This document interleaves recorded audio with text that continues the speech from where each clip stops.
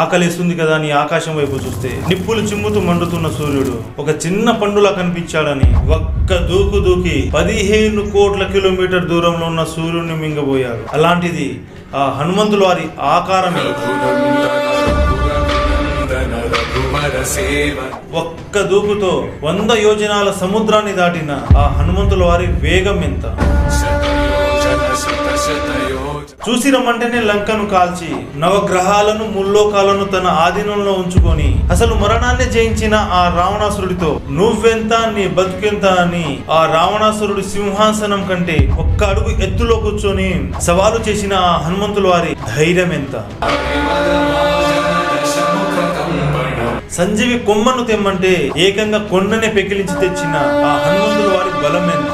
అంతటి బలం, అంతటి తేజం, అంతటి వేగం, క్షణంలో మారే ఆకారం, అంత శక్తివంతమైన హనుమంతుల వారు రాముడేంటి రావణాసురుడేంటి నేనే గొప్ప అని అహంకారాన్ని నెత్తికెక్కించుకొని ఉంటే ఈ రోజు మనం రామాయణం వేరేలా వినేవాళ్ళం. ఈ 9 గ్రహాలు ముల్లోకాలు హనుమంతుల వారి కనుసైగలో నడిచేవి. కానీ అలా జరగలేదు కాబట్టే ఈ రోజు ప్రతి గుడిలో హనుమంతుల వారి విగ్రహం ఉంది. అలా జరగలేదు కాబట్టే ప్రతి సనాతుడి ఇంట్లో హనుమంతుల వారి చిత్రపటం ఉంది. అలా జరగలేదు కాబట్టే ప్రతి సనాతుడి మనసులో హనుమంతుల వారి స్మరణ ఉంది. సాక్షాత్తు ఈ ముల్లోకాలనే తన ఆధీనంలో ఉంచుకునే అవకాశం ఉన్న నేను కాదు గొప్ప, ధర్మం గొప్ప, ధర్మానికి నిలువెత్తు రూపమైన నా శ్రీరామచంద్రమూర్తి గొప్ప. అంతటి బలవంతుడైన హనుమంతుల వారు నేను కేవలం శ్రీరామచంద్రమూర్తి భక్తుడని మురిసిపోయాడు. అలాంటిది మీకింకా అర్థం కాలేదా?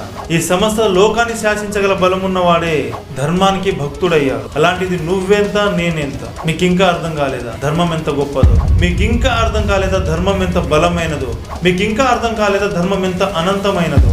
అందుకే నీ అహంకారాన్ని, నీ పొగురుని, నీ ఈర్ష్య ద్వేషాలను, నీ కుళ్ళు కుతంత్రాలను ఇప్పటికిప్పుడే నీలోంచి తీసి తొక్కి పాతాళానికి పాతే. నీలో మంచిని పెంచు, ధర్మాన్ని పాటించు, ధర్మాన్ని కట్టుబడి సాగిపో. నువ్వు ధర్మంగా ఉంటే నువ్వెన్ని కష్టాల్లో ఉన్నా, ఎంత ఆపదలో ఉన్నా, బురద నీటిలో తామర పువ్వు ఎంత ప్రకాశంగా, ఎంత అద్భుతంగా వికసిస్తుందో ధర్మం నిన్ను అంతే ప్రకాశంగా నిన్ను రక్షిస్తుంది, నీ కష్టాలను దూరం చేస్తుంది. అందుకే ధర్మంగా ఉండు, ధర్మంగా బ్రతుకు. సాక్షాత్తు ఎంతో బలమైన హనుమంతుల వారే ధర్మానికి లోబడి ఉన్నారు. అందుకే ఈరోజు మనం ఇంత ప్రశాంతంగా ఉన్నాం. ఈ సమస్త సృష్టిలో ధర్మం ఒక్కటే గొప్ప, ధర్మమే గొప్ప.